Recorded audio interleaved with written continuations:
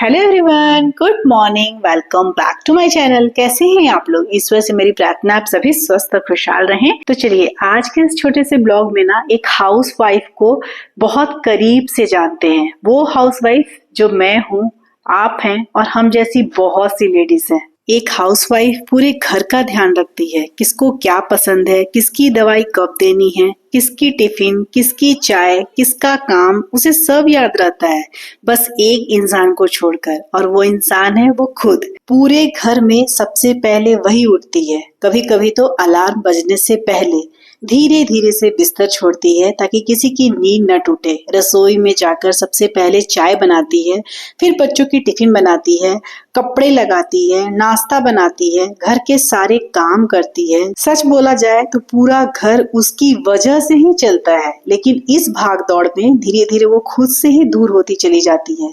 कभी उसकी अपनी चाय ठंडी रह जाती है, कभी खाना खाते खाते कोई आवाज दे देता है और वो अपनी प्लेट छोड़कर उठ जाती है, और उसे कभी इस बात का एहसास भी नहीं होता कि अब वो खुद का ख्याल रखना ही भूल चुकी है।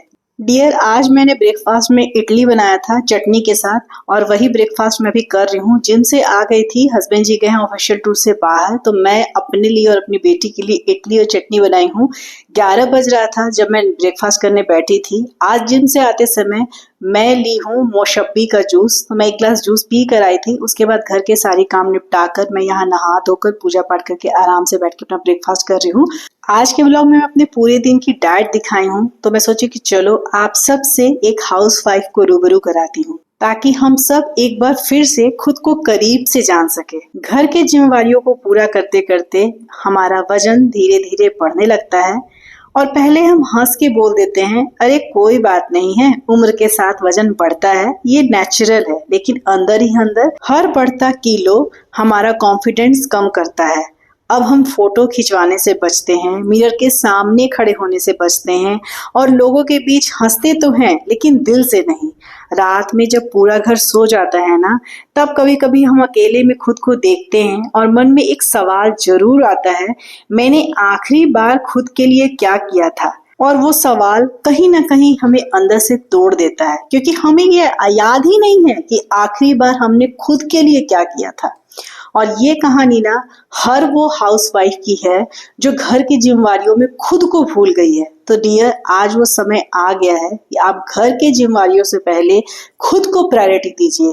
खुद को याद कीजिए कि आप पहले क्या हुआ करती थी, आपका सपना क्या था। हर बार हम ये चीज बोल के टाल देते हैं ना कि हमें टाइम नहीं मिलता, लेकिन सच ये नहीं होता है। सच ये होता है कि हमें टाइम मिलता है, लेकिन उस टाइम में हम खुद को सबसे आखिरी में रखते हैं। अचार को बहुत अच्छे से मैं 2-3 दिन धूप दिखा चुकी हूँ। कांच की बर्नी संडे को हस्बैंड जी के साथ जाकर मैं ले आई थी, उसे भी धोकर अच्छे से सूखा ली हूँ, कपड़े से भी पोंछ दी हूँ। अच्छे से सूख गया है तो थोड़ा सा तेल डाली हूँ, सरसों का तेल।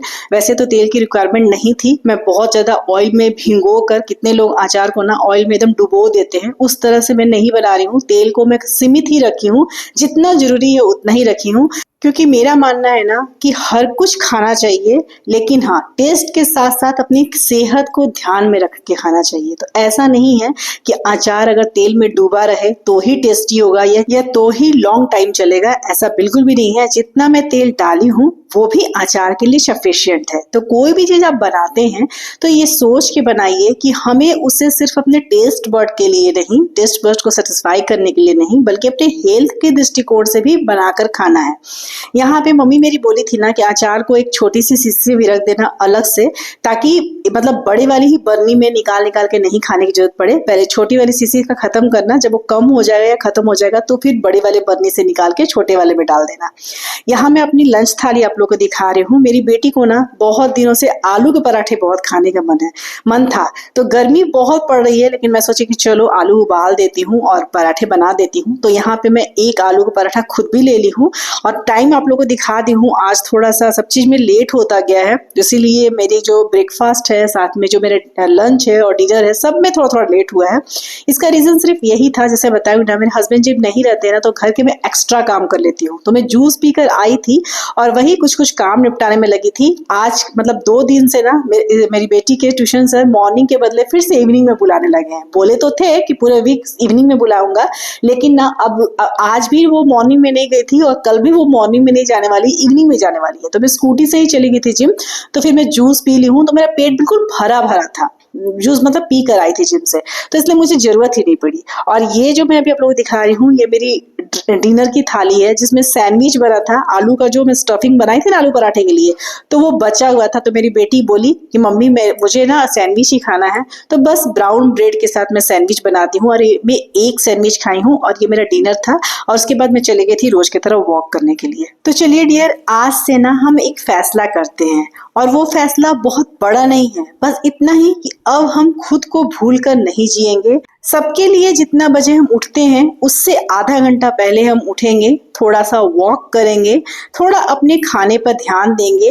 मानती हूँ शुरुआत में ये चीज बहुत मुश्किल है, कभी बॉडी दर्द करेगी, कभी मन हार मानने को कहेगा, लेकिन इस बार रुकना नहीं है, क्योंकि अब बात सिर्फ वेट लॉस का नहीं है, अब बात है खुद को वापस लाने का। धीरे धीरे अपने चेहरे की चमक को, अपने चेहरे की चार्मिंग को वापस लौटा कर लाना है। और हमें सिर्फ दूसरों के लिए नहीं, बल्कि खुद के लिए भी मुस्कुराना है। और यही होगा हमारा रियल खूबसूरत बदलाव। हर हाउसवाइफ को ये समझने की जरूरत है कि हम सिर्फ घर चलाने वाली औरत नहीं हैं, हम भी उतना ही जरूरी है जितना ये हमारा घर। खुद का ख्याल रखना लग्जरी नहीं, जरूरत है, और इस जरूरत को पूरा करना हमारी प्रायोरिटी है। तो चलिए डियर, इसी के साथ आज की डाइट रूटीन यहीं खत्म होती है। नाइट केयर रूटीन के साथ इस ब्लॉग को यहीं अंत करती हूँ। ब्लॉग पसंद आए तो एक लाइक जरूर कीजिएगा। चैनल पर नए होंगे तो हो सके तो मेरे चैनल को जरूर से जरूर सब्सक्राइब कर दीजिएगा, और अपने प्यारे प्यारे कमेंट से मुझे अपना प्यार और सपोर्ट देते रहिएगा। मिलूंगी फिर नेक्स्ट ब्लॉग में, तब तक के लिए बाय बाय, टेक केयर, जय माता दी।